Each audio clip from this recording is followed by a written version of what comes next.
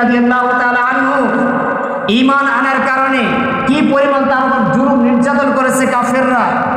শেষ বাক্য আহাদুন আহাদ ছিল, তাও জোরে উচ্চারণ করতে পারতো না। আজকে আমার আপনার মুসলিম ভাই নামাজ পড়ার কারণে ভারতবর্ষের মধ্যে দাঁড়িয়ে দাঁড়িয়ে যখন তাকে বসিয়ে আর 2-4 জন লোকজন দাঁড়িয়ে থেকে পা দিয়ে লাচ্ছাইতেছে, সে একটাই বাক্য বলতেছে, আল্লাহ এক হায়, আল্লাহ এক হায়, আল্লাহ এক হায়। আমরা বেলালে হাফসিকে চোখে দেখি নাই, কিন্তু আমরা বর্তমান জমানার মধ্যে বেলালে হাফসির উত্তরসূরি ভারতবর্ষের নির্যাতন মুসলিমদেরকে দেখতে পাচ্ছি। কথা বলা ঠিক কিনা?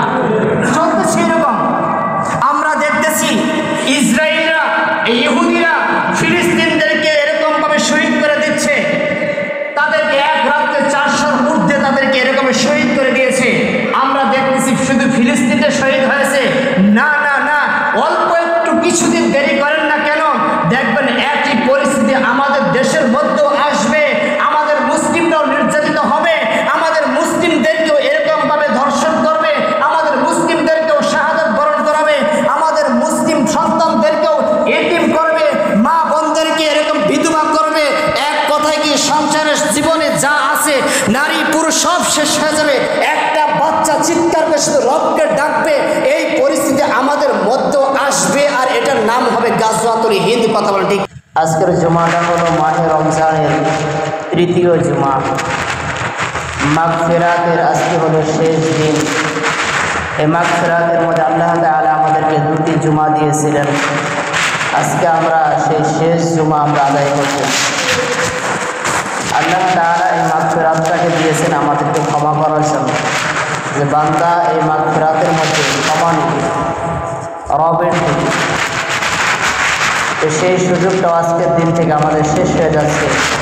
আল্লাহ তাআলা নির্দিষ্ট করে দিয়েছিলেন এই মাগফিরাতের সময়। আল্লাহ তাআলা আমাদের জীবনের সমস্ত গুনাহকে মাফ করুন, সকলকে আমিন। মুহতারাম হাজিরিন, সূর্য ডোবার সাথে সাথেই আবার তৃতীয় 10 দিন শুরু হয়ে যাচ্ছে। 9 দিন অথবা 10 দিন যেটাকে বলে, সেটা হলো নাজাত। এটা হলো শেষ সুযোগ। আল্লাহ তাআলা থেকে বান্দা দোয়া করে, কান্নাকাটি করে, মৃত এবং জীবিত উভয়ের জন্য কান্নাকাটি করে জাহান্নাম থেকে নাজাত পাওয়ার জন্য আল্লাহ তাআলা শেষ দশক দিয়েছেন। আর শেষ দশকটাই আমাদের আজকে থেকে শুরু হয়ে যাবে সূর্য ডোবার সাথে সাথে। তো আল্লাহ তাআলা যে রমজান মুবারক মাসটাকে দিয়েছেন, এত দাবি করেছেন কোরআনের কারণে। এই কোরআন আল্লাহ তাআলা